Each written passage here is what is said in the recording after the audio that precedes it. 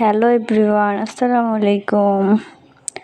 তো নিয়ে আসলাম নতুন একটি ভিডিও নিয়ে, কাঁচা আমের টক ঝাল আচার।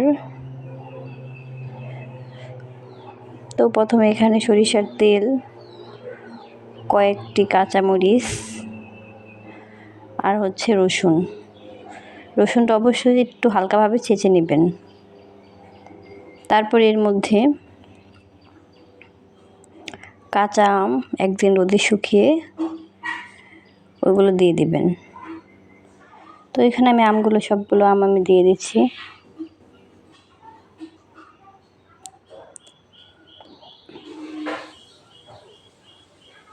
তো এর মধ্যে লবণ স্বাদ মতো, হলুদের গুঁড়ো 1 চামচ, মরিচের গুঁড়ো 1 চামচ।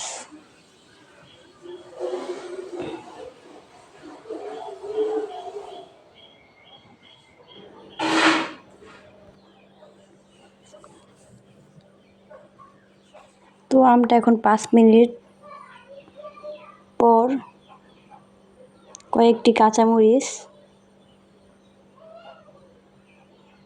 কাঁচামরিচটা দেওয়ার পরে কাঁচামরিচের ফ্লেভারটা খুবই ভালো লাগে। তো তারপরে সরিষা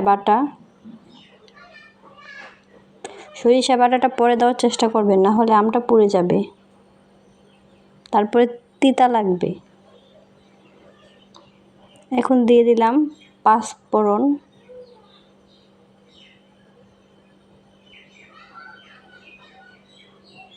পাঁচফোড়নটা দেওয়ার পরে কালারটা খুবই সুন্দর আসবে। তো দেখতে থাকুন পুরো ভিডিওটি।